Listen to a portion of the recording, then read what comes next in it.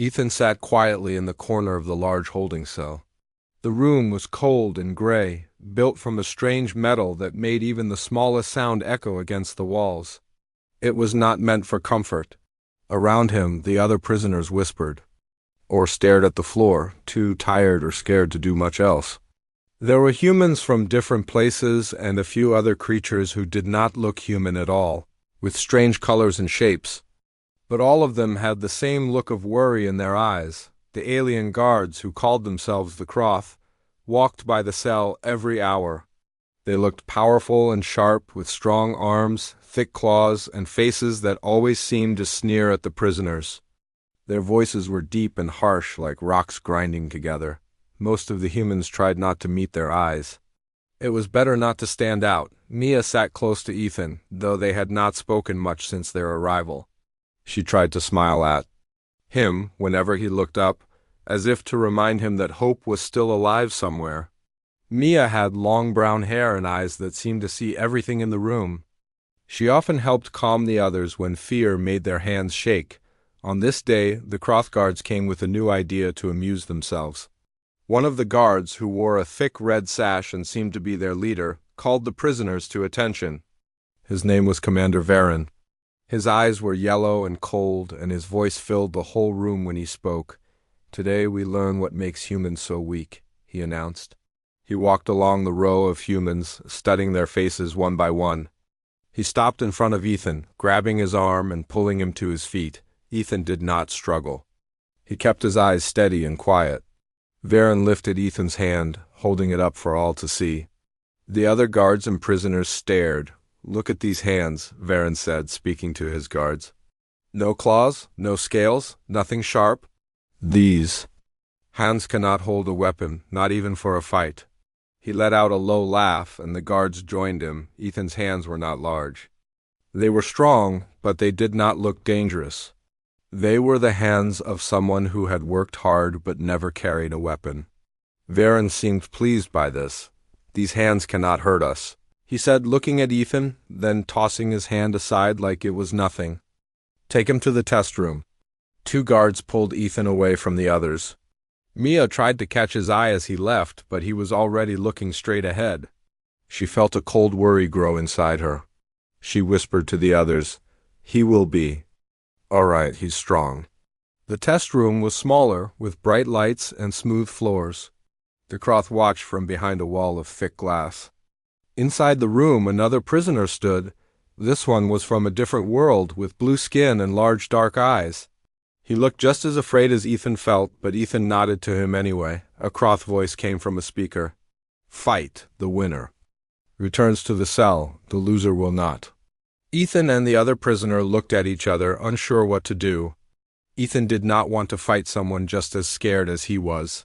He moved slowly, showing his empty hands. The blue-skinned prisoner shook his head. "I do not want to fight you," he said in a shaky voice. Ethan looked up at the glass. At the faces of the Croth, he realized this was not about winning or losing.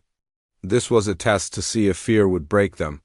He decided not to give the Croth what they wanted. Instead of raising his fists, Ethan knelt on the ground and put his hands flat on the floor.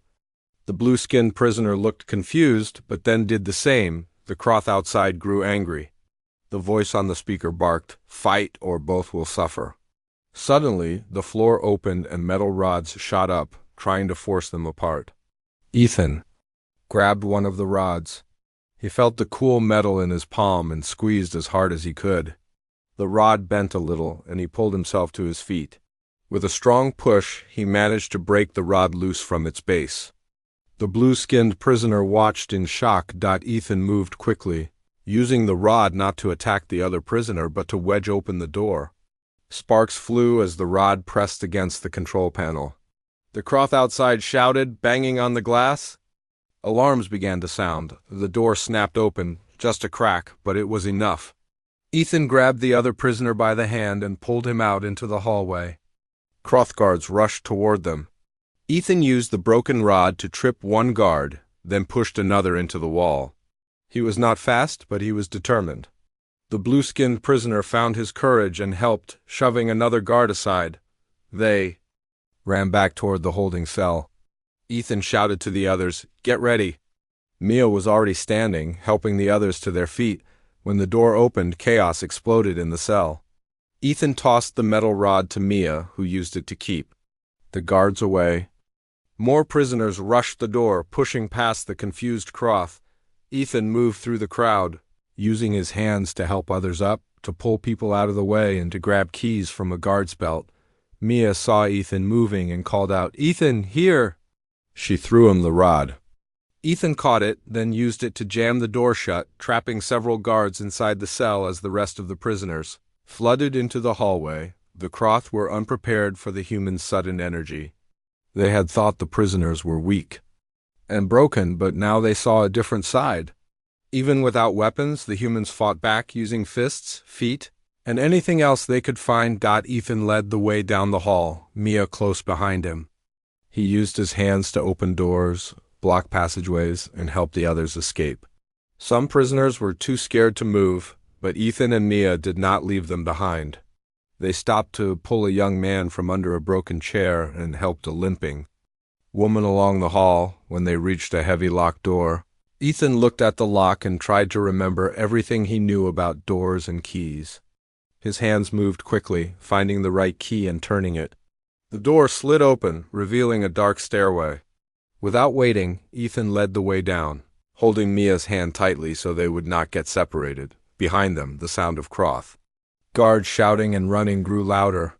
But in the darkness, the humans moved quickly. Ethan's hands, though not made for fighting, were quick and strong. He used them to feel the way, to guide the others, and to protect his friends. Finally, they reached a small room at the end of the stairway. Ethan stopped, breathing hard. The others crowded in behind him.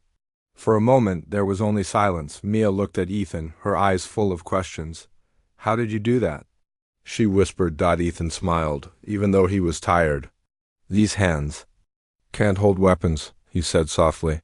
"But they aren't for holding. They're for tearing." The others looked at him, unsure what he meant. But in that moment, hope returned to their eyes. Even in the cold and dark, even surrounded by enemies, they knew they still had a chance. Ethan's hands, once seen as weak, had saved them. And as the noise of the Croth faded for now, they waited for what would come next. The small room at the bottom of the stairway was dark and quiet. Ethan stood by the door, listening for any sign of the Croth guards. His heart was still beating fast from the escape, but he stayed calm for the others. Mia checked on the people around her. Some were sitting on the floor, shaking from fear or tiredness. Others watched Ethan, waiting for his next move. Ethan looked at Mia and whispered, "We need to keep moving." "The Croth will not give up so easily," Mia nodded. She knew he was right. The Croth were not just strong, they were also cruel. They enjoyed making the prisoners suffer. She did not want to think about what would happen if they were caught again. A blue light flickered near the ceiling. Ethan moved closer and saw it was a small panel, maybe for the power supply. He pressed his hand against it and felt a gentle heat. He did not know much about alien machines, but he remembered seeing Croth guards use similar panels to open doors or turn on lights. Ethan tried to move the panel. At first it did not budge. Then, with a steady pull, he managed to loosen it. Inside, there were many colored wires. Ethan remembered his father teaching him about wires and machines back on Earth. He used his fingers to pull out 2 wires and twist them. Together, the light in the room changed from blue to yellow. A hidden door in the corner slid open, just a little. Mia's eyes widened. "How did you know how to do that?" she whispered. Ethan shrugged. "I just guessed. Sometimes you just have to try." They guided the others through the small hidden door. The new hallway was narrow, barely big enough for 2 people to walk side by side. It seemed to go on forever, turning left and right with no windows or doors. The air smelled musty, but it was better than being up above where the Croth could find them. As they walked, Ethan stayed near the front. He kept his hand on the wall, feeling for anything strange. Mia followed, making sure everyone kept moving. Some prisoners wanted to stop and rest, but Mia whispered words of encouragement. They passed a small room where an alien sat alone. She looked different from the Croth, with purple skin and silver eyes. She was thin and weak, wearing a simple white robe. When she saw the humans, she jumped up in surprise. Ethan stopped and held up his hands to show he meant no harm. "My name is Ethan," he said softly. "We are escaping from the Croth. Are you a prisoner too?" The alien nodded quickly. "My name is Nora. The Croth took me from my home. Please, take me with you. I do not want to stay here." Ethan nodded and led Nora into the group. She moved slowly, but the others made space for her.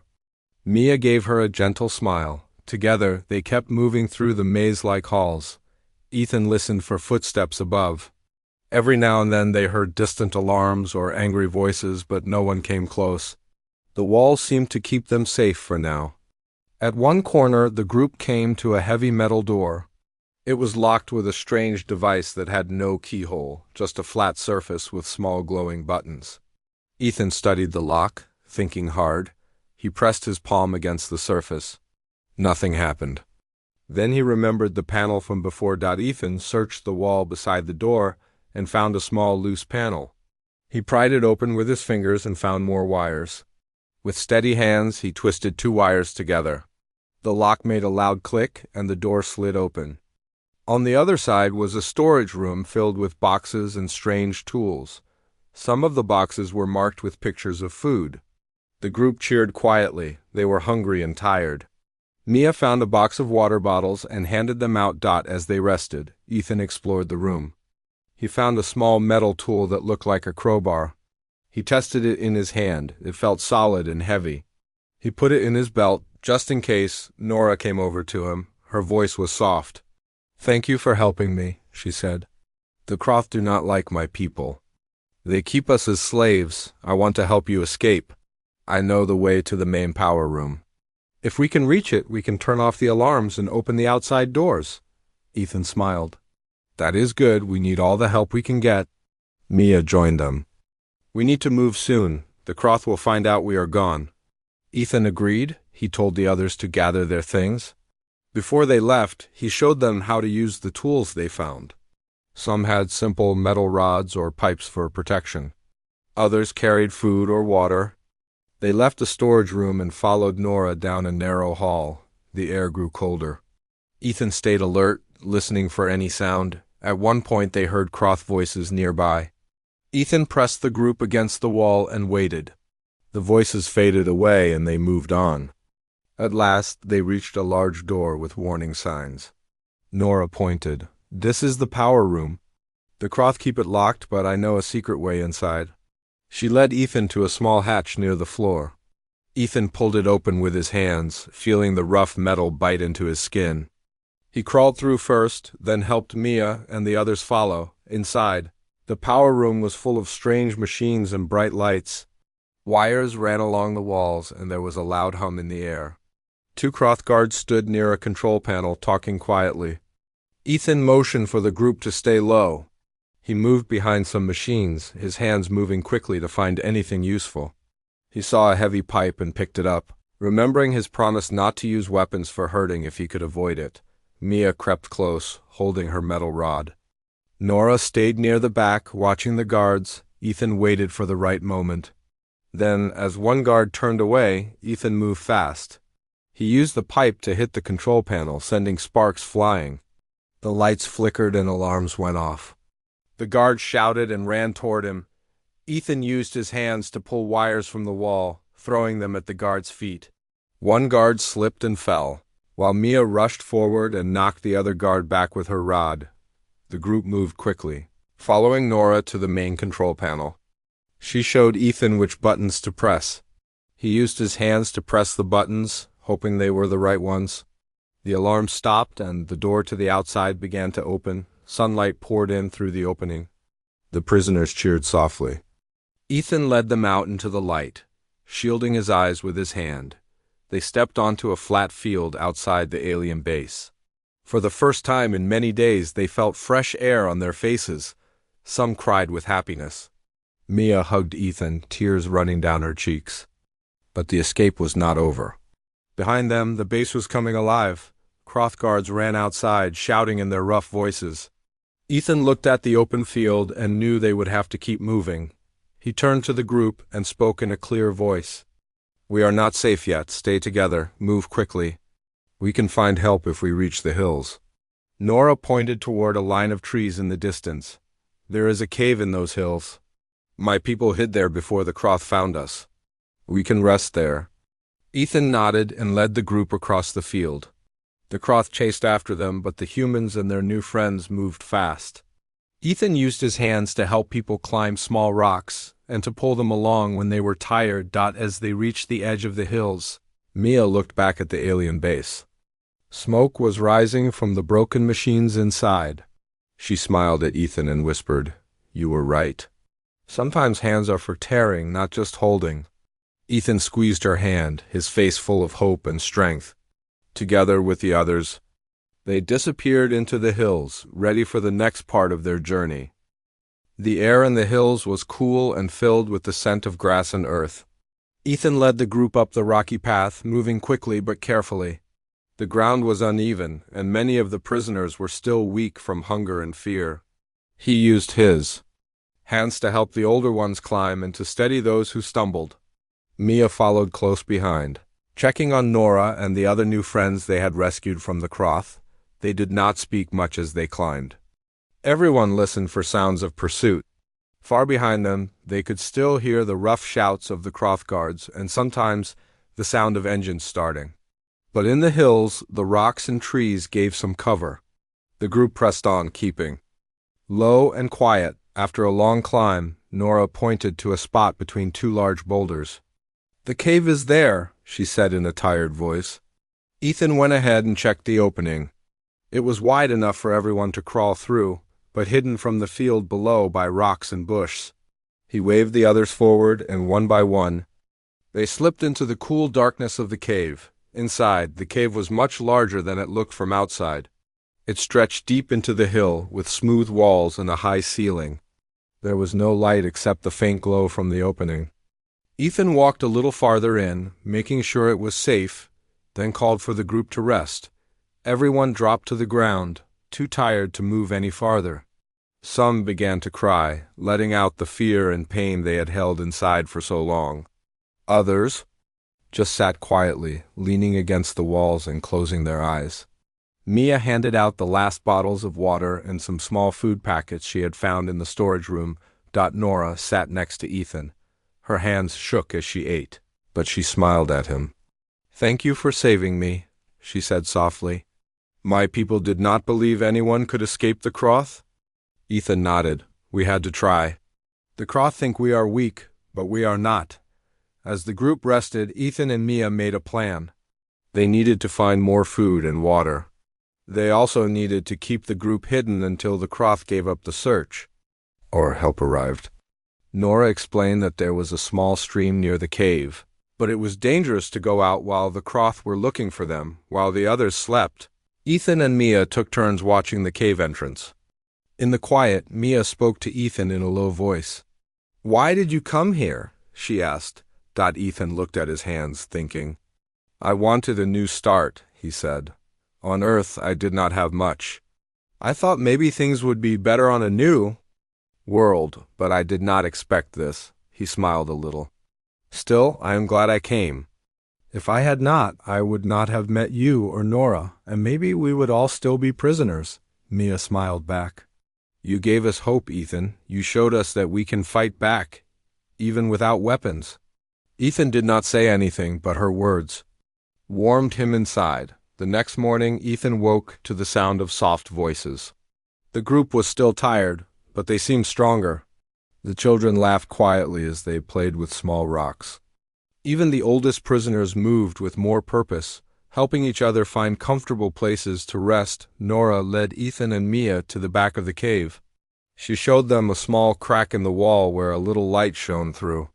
"There is another way out," she whispered. "If we need to escape again, we can use this tunnel. It comes out near the stream." Ethan felt grateful. "You are brave, Nora. You know many secrets." Nora smiled. "My people have hidden from the Croth for a long time. We learned to survive." Suddenly, the quiet was broken by a loud sound. From outside, the group froze. Ethan moved to the entrance and looked out carefully. Down in the fields, he saw Croth soldiers searching, walking in lines and looking for tracks. Some of them had machines that moved slowly over the ground, scanning for signs of life. Ethan turned to the group. "Stay quiet," he said. "Do not go outside unless I say it is safe." Hours passed. The Croth searched the hills but did not find the cave. They shouted to each other in their rough language, angry and impatient. As night fell, they set up lights and camped in the field below. Ethan knew they would not leave soon. He decided he had to take a risk. He whispered to Mia and Nora, "We need to get water from the stream. If we wait too long, people will get sick." Mia nodded, worry on her face. "I will go with you," she said. Nora handed Ethan a small metal cup she had hidden. "The stream is cold and fast." "Be careful," she said. Ethan and Mia waited until the Croth lights dimmed and the field was quiet. Then they slipped out the back tunnel. The night was cold and the ground was wet, but they moved quickly and quietly. Ethan kept close to the bush, his hands ready to help Mia if she stumbled. They reached the stream without trouble. The water rushed over smooth stones. Ethan knelt and filled the cup, then filled another small bottle Mia carried. As he worked, he listened for sounds from the field. He heard nothing but the water and the soft wind in the trees. Mia touched his arm. "Let's go back," she whispered. As they turned, a Croth searchlight flashed across the field. They froze, waiting for it to move away. After a long moment, the light swept past them, and they ran quickly back to the cave. Inside, the others waited, worried. Ethan handed out water to everyone, making sure the weakest prisoners drank first. The group thanked him, their eyes shining with relief. That night, as the group rested again, Ethan could not sleep. He sat at the cave entrance, watching the stars. Mia joined him and sat close. She was quiet for a long time. Finally, she said, "Do you think we will ever be safe again?" Ethan looked at his hands, turning them over in the starlight. "I do not know," he said. "But I think we have to keep trying. The Croth think our hands are weak. They are wrong. Our hands can build and break and help. We have already come this far." Mia leaned her head on his shoulder. "I believe you," she whispered. As dawn came, the Croth below seemed to be arguing. Some packed up and left, but others stayed, searching the rocks. It was clear they were not giving up yet. Ethan spoke to the group in the cave. "We cannot stay here forever. We must find a way to send a message for help or find a way to fight back. If we work together, we can do it." Nora nodded. "I know where the Croth keep their communication device. If we reach it, maybe we can call for help from other humans or from my people." Ethan made a plan with Mia and Nora. They would sneak out at night and find the device. The others would stay hidden in the cave. If the plan worked, maybe someone would come to save them. If it did not, they would try again. That night, with courage in their hearts, Ethan, Mia, and Nora slipped out of the cave and into the darkness, ready to face whatever dangers waited outside. The night air was cold as Ethan, Mia, and Nora moved carefully out of the cave. The moon was bright enough to see their path, but shadows danced across the ground, making it hard to see if anyone was hiding nearby. Every sound seemed louder in the silence. They heard the soft cry of night birds and the faraway rustle of leaves, but no voices. Still, all three of them stayed alert and close together. Nora led the way along a narrow path behind the hills. She knew the land better than Ethan and Mia, who followed her carefully, stepping over rocks and ducking under low tree branches. Nora moved quietly and quickly, looking over her shoulder to check that they were safe. She pointed to a place where the ground dipped low and whispered, "The Croth communication device is kept in that small building near the edge of the camp. There will be guards, but sometimes they leave the back door open when they smoke or rest." Ethan studied the camp from behind some tall bush. The Croth had set up bright lights around their tents and machines. A few guards walked back and forth holding strange weapons. There were also two small flying machines in the air, moving in slow circles above the camp. Ethan watched their pattern and realized that sometimes there were small gaps between their paths, just enough for someone to slip through. Mia pointed out a pile of empty crates near the back of the building. "If we get behind those crates, we can reach the door without the guards seeing us." she whispered. They waited, watching the guards and the flying machines until the right moment came. Then they ran quickly and quietly across the open space. Their hearts beat fast, but no alarm sounded. They crouched behind the crates, breathing quietly and listening for any sound. Nora moved to the door and pushed it gently. It was not locked. She glanced at Ethan, and he nodded for her to go inside. The three slipped into the building and closed the door behind them. Inside, the building was quiet and dark except for the glow of a large screen on the wall. The room smelled of metal and strange chemicals. A table stood in the middle of the room, covered with wires, tools, and a round device that looked like a small satellite. Nora walked straight to the device and started pressing buttons. She explained in a low voice, "This device can send a message far away to any ship or planet nearby. If I can set the right code, maybe someone will hear us." Ethan watched the door while Mia stood beside Nora, ready to help. Nora's hands moved quickly over the buttons. She spoke her language into the device, then switched to simple English. "This is Nora. We are prisoners of the Croth. Please help. We are hiding in the hills. Please help." She repeated the message several times, hoping someone would answer. The screen blinked, and a new voice crackled through the speaker, speaking in a language none of them understood. Nora looked worried but did not stop. She kept sending the message in every language she knew. Suddenly, footsteps sounded in the hall outside. Ethan's heart jumped. He motioned for Nora to keep quiet and turned off the screen. Mia grabbed a metal rod from the table and stood ready. A Croth guard opened the door, stepping inside with his weapon raised. He saw Ethan first and shouted in his harsh voice. Ethan did not wait. He grabbed the nearest tool and threw it at the guard's hand.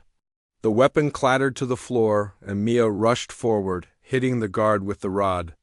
The guard tried to fight back, but Ethan used his hands to grab the guard's arm and twist it behind his back. Nora jumped in, helping to tie the guard's hands with a strip of cloth. They moved quickly, knowing more guards would come. Ethan grabbed the communication device, hoping they could take it back to the cave. As they ran outside, another guard spotted them and shouted an alarm. Lights flashed across the camp. The flying machines turned toward them, their searchlights sweeping the ground. Ethan, Mia, and Nora ran as fast as they could, dodging between tents and crates. Ethan used his hands to push heavy objects in the way, slowing down the guards who chased them. They reached the edge of the camp and ran back into the hills, breathless and scared.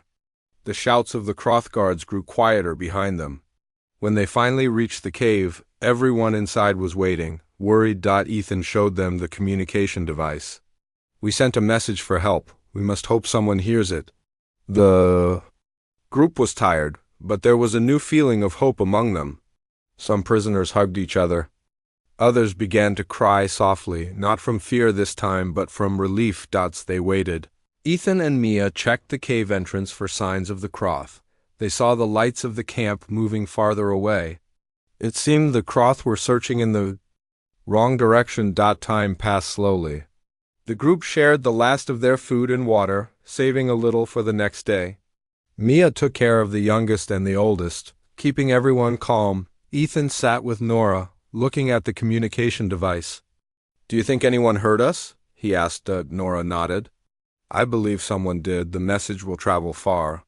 If there is a human ship or even a friendly alien ship nearby, they will hear it." That night, as the group tried to rest, a strange sound filled the air. It was a low hum, like nothing they had heard before. Ethan rushed to the cave entrance and looked up at the sky. A ship was landing in the hills just beyond the trees. It was not a Croth ship. Its lights were blue and white, and it moved gently through the night air. Ethan called for everyone to be quiet and wait. From the ship, a voice came through a speaker. It spoke in English and in Nora's language. "We received your message. We are here to help. Please come out carefully." Ethan felt relief and joy. He turned to Mia and the others. "Help us come. Let's go." The group moved out of the cave, holding hands so no one would get lost. The rescuers from the ship wore strange suits and helmets, but their voices were kind. They helped the prisoners climb into the ship and gave them food and water. Nora hugged Ethan and Mia, her eyes bright with happiness as the ship lifted off. Ethan looked down at the hills and the empty camp. Of the Croth, he felt proud, not just for himself but for all the people who had survived. He remembered the words he had said before: these hands aren't for holding, they're for tearing. Inside the ship, a human officer came to Ethan and Mia. We heard your message. You saved many lives. You were brave when others lost hope. Ethan shook his head. I only did what I could. We all did this together, the officer smiled. You showed us all that hope can be stronger than fear. As the ship flew away from the planet, Ethan sat with Mia and Nora, thinking about everything that had happened. He looked at his hands, which had once been called weak and useless. Now he saw them differently.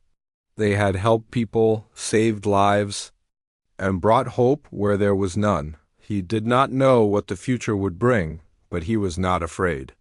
With his friends beside him and hope in his heart, Ethan was ready for whatever came next. The rescue ship flew smoothly through space, leaving the planet and the Croth behind. Inside, the people who had once been prisoners sat together in the wide, bright room. There were soft chairs, warm lights, and enough food and water for everyone. Some people slept, safe at last, while others talked quietly or just sat in silence. Trying to believe they were really free, Ethan looked around the room and felt peace for the first time in a long while. Mia sat next to him, holding his hand. Nora stayed close too, speaking softly to other rescued aliens, letting them know they were safe now. The rescuers, both human and alien, moved from group to group, checking on everyone. They gave medicine to the sick and blankets to the cold. A human officer named Sam sat with Ethan, wanting to hear their story. Ethan spoke slowly, telling him everything that had happened from the first day of capture to the escape. Mia and Nora helped fill in the details. Sam listened with care and respect. Sam said, You have done something amazing. Ethan, you did not have a weapon, but you gave people hope. You found ways to fight without hurting others. You showed the Croth and everyone else that hands can build, break, and save lives. Ethan shook his head. I was scared many times. I did not want to be a hero. I just wanted us to be free. Sam smiled. That is why you are a hero. You helped others even when you were afraid. That is real strength. As the ship traveled through space, the rescuers made plans to bring the survivors to a safe station. It was a place where people from many planets lived together. There would be doctors, food, and places to rest. Ethan asked about the others who were still missing. Sam promised, We have told every ship near this part of space. The Croth will not take more people so easily now. You have shown everyone how to stand up against them. During the trip, Ethan learned more about the ship and its crew. The rescuers came from different worlds, but they all worked together. Like family. Some were human, but others looked very different. There was a tall woman with green skin and bright eyes, and a man with blue markings on his face. There were even small robots that moved around, bringing supplies to the survivors. Nora was happy to find another person from her world on the ship. She and her friend talked quietly in their own language, but sometimes Nora turned to Ethan and Mia to translate or just to share a smile. Each day, Ethan grew stronger. His hands, once sore and cut, began to heal. He helped the crew when he could, cleaning up after meals or carrying things for others. Mia joined him, always ready with a kind word or a joke to make people laugh. One day, the ship's captain called all the survivors to the main room. The captain was tall, with short gray hair and a strong voice. She thanked everyone for being brave and working together. We are almost at the station, she said. You are safe now, and you will have a chance to start again. What you did on that planet has given hope to many people. Ethan listened, feeling both proud and a little shy. He did not feel like a leader, but people smiled at him and Mia, nodding in thanks. Later, when the ship landed at the station, the survivors walked out into a huge hall full of light and voices. Helpers from every part of the galaxy waited for them, offering fresh food and clean clothes. There were doctors and teachers, and even people who wanted to hear their stories. Ethan looked at Mia and Nora. They had come a long way since the dark days in the Croth prison. Mia squeezed his hand and said, "We made it, Ethan. You were right to keep fighting." Nora smiled too. "My people will remember what you did. You have friends now on many worlds." Life on the station was different from anything Ethan had known. There were schools and parks and rooms where he could rest without fear. Sometimes he met other people who had escaped from the Croth. They shared stories, and Ethan listened with respect, always careful not to act as if his own story was more important than theirs. Days turned into weeks. The wounds on Ethan's hands faded, leaving only small scars. He spent his time helping others who arrived at the station. Sometimes he fixed broken things with his hands. Sometimes he just listened as someone told their story. One afternoon, the captain found Ethan in the park, sitting by a fountain. She sat beside him and said, "We have news. The Croth have left the planet where you were kept. People are returning there to make a new start. We would like you to help lead the new colony." Ethan was surprised. "Why me?" he asked. The captain smiled. "People trust you, Ethan. You have shown courage, and you know what it is like to be afraid and to hope. That is what we need." Ethan thought about it. He did not want to be a hero, but he knew he could help. He talked to Mia and Nora, and they both said they would go with him. They returned to the planet with the first group of settlers. The old Croth base was empty now, the machines broken and quiet, but the land was still good. There were green fields, fresh water, and enough space for everyone. Ethan and Mia worked every day to build homes and plant gardens. Nora helped the others learn new skills.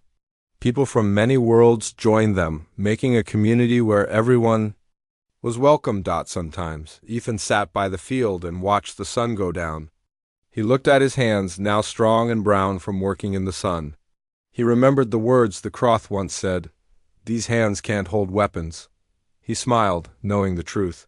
His hands had done more than any weapon ever could. They had torn down walls, built new homes, and brought hope to people who had lost everything. News of what happened on that planet spread through many worlds. People told stories of Ethan and his friends. The words, "These hands aren't for holding, they're for tearing," became a sign of hope for others who still suffered under the Croth or other cruel rulers. Ethan never wanted fame. He was happy to work beside his friends, helping people and building a new life.